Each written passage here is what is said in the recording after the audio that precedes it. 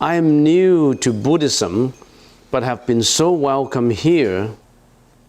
I'm curious to know why men and women are segregated or separated. We got these questions coming up every now and then. You know, you've been here for a number of years. Practically, let me answer your question this way. When we are meditating, if we mix women and men together, since most of us are strangers to each other. You may not know your neighbor, your neighboring person, meditating just about a foot away from you. And they're quite crowded together. You know, they could be a stranger meditating just next to you, your neighboring partner.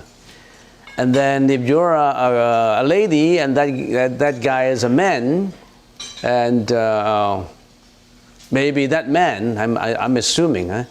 Hey, this lady looks good. And he bumps on the other side. And he's sort of meditating closer and closer to you, and then so that he touches you. So why do we have to create an opportunity for a stranger to be meditating maybe 1 hour or half an hour, and he will be so close to you that he can touch you? You don't know each other. Why do you want to be so close to a stranger? You may be close to a friend that you know of.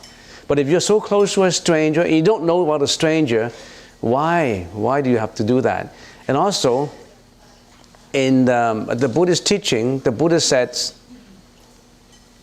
the basis of reincarnation is sex. And if you the TV or whatever mass communications, what do they concentrate on this day? What do they concentrate on these days? It's either mostly violence or sex. We don't need them anymore in the meditation hall. So women on one side, men on the other side. And there are instances, from my experiences, that strangers do want to meditate close to women. Men want close to women, and maybe women close to a man. Here's a handsome guy. As I said, I met him in the parking lot. He's driving a Ferrari, and I like to know him. He seems to be quite rich. He's driving a Mercedes, coming to meditation, and it looks good. So why? It's good. It's good a way to know a friend. So I want him to be my boyfriend. So he's meditating next to you. So why create all these ideas in mind? So I like to separate them. And also, if you're a male and you're meditating next to a female, if that female wears a perfume or anything like that, that may create some idea in your mind about the opposite sex. So that's not that's what we want to avoid. So that's a practical question. Okay, so we don't separate them because we hate each other. They should hate each other. We want to put them away. No, they're not like that. And if we mix them together, somebody may ask the question, why do you mix them together? They are not supposed to be together for the reasons that I've just explained. So you can win. Every time they always come with this question. In a book on Buddhism, I was reading it, it says, a Buddha creates no karma. Can you explain your thoughts or ideas on this statement? I would like to change it to, a Buddha is beyond karma, is purified from karma. How would a Buddha create karma again?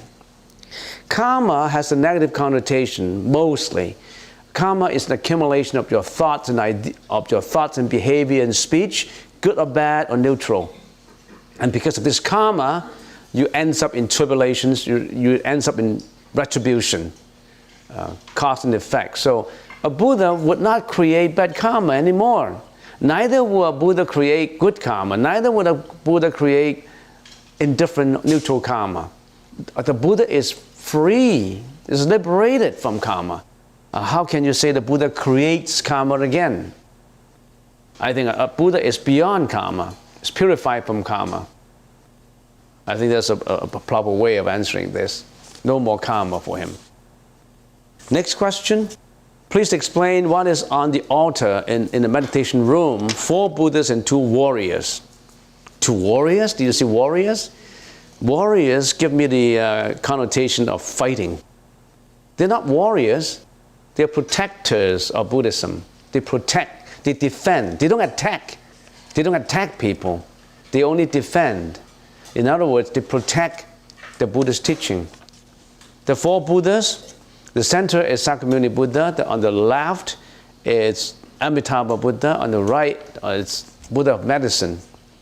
There are only 4 Buddhas. In the center, there's a little statue that is Avalokitesvara Bodhisattva. Why 3 Buddhas and 1 Bodhisattva? We can put 1,000,000 Buddhas in there. You will become the Buddha. Every sentient being has the potential of becoming the Buddha. We just have the Buddha statue there to symbolize the essence of the Buddhist teaching. Don't attach to form. Don't just judge by appearance to form. However, we cannot be away from form. Away from form, how do you visualize? How do you visualize anything away from form? You don't attach to form, yet you cannot stay away from form, from matter, from visualization. Okay, so there's a simple answer to the questions, and as I said in the beginning, I want to say a little bit more about eyes. We're talking about the 5 eyes. Yesterday I came across an essay which I read the second time, a really good essay written by Helen Keller, the American lady who was living in the beginning of 1880, who was born 1880. Helen Keller, an American. She was blind, deaf, and mute in the same time. No senses of the eyes, no senses of listening, and no senses of talking. So someone like that, she was deprived of all these senses. How could anybody survive if she cannot hear, she cannot talk, and she cannot see? And she became one of the most famous writers in America. Someone who is renowned for her consistency, for her fighting through hardship.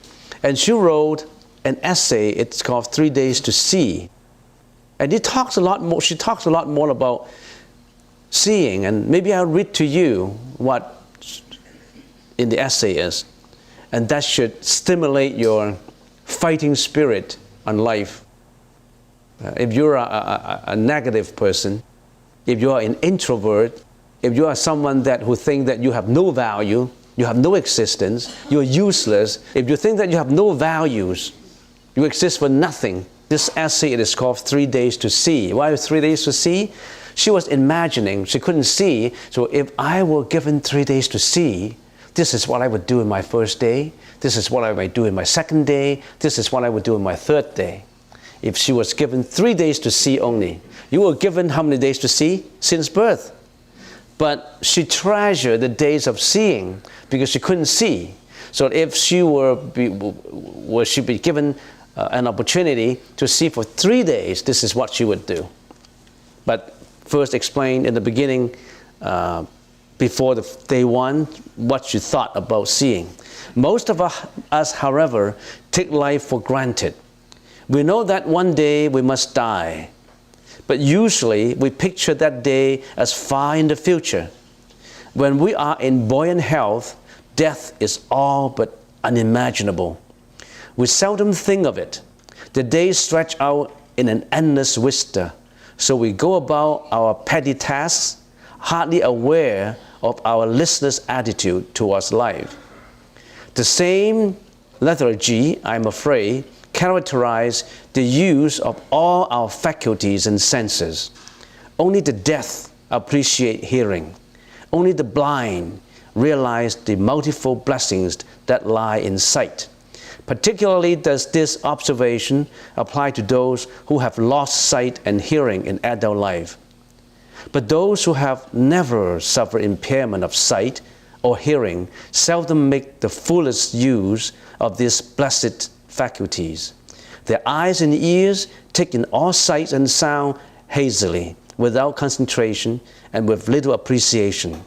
It is the same old story of not being grateful for what we have until we lose it, of not being conscious of health until we are ill. So this is one paragraph. So you know what it means? We have our faculties, but we don't appreciate it. We take it for granted.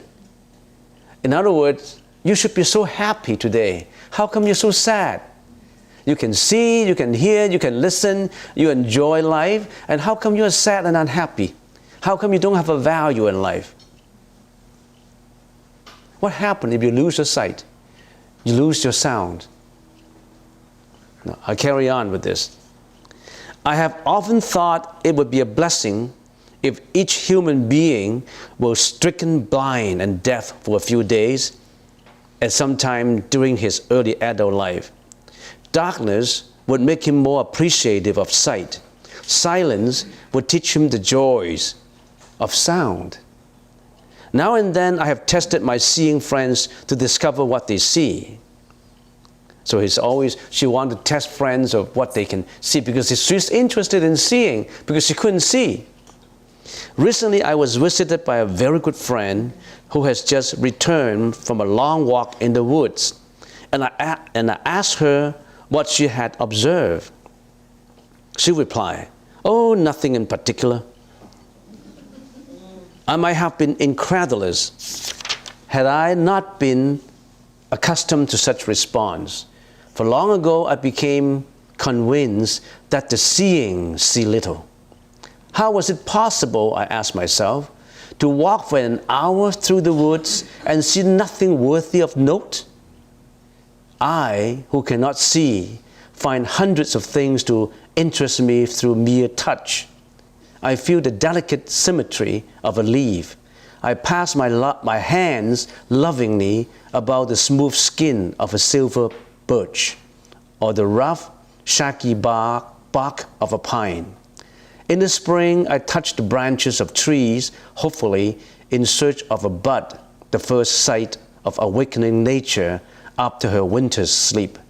I feel the delightful, velvety texture of a flower and discover its remarkable convolutions, and something of the miracle of nature is revealed to me. Occasionally, if I am very fortunate, I place my hand gently on a small tree and feel the happy quiver of a bird in full sound. I am delighted to have the cool waters of a brook rush through my open fingers. To me, a lush carpet of pine needles or spongy grass is more welcome than the most luxurious Persian rug. To me, the pageant of seasons is a thrilling and unending drama, the action of which streams through my fingertips. See how the blind appreciate everything they see? We can see, we can listen, we have all our faculties intact. Are you not appreciative of them? Or you still feel you are introvert, I'm useless, I have no values, I wanted to commit suicide, I want to take my life. I mean, when you stand in front of Helen Keller, you should be ashamed of yourself. Don't we be ashamed of ourselves if we think that we have no values in life?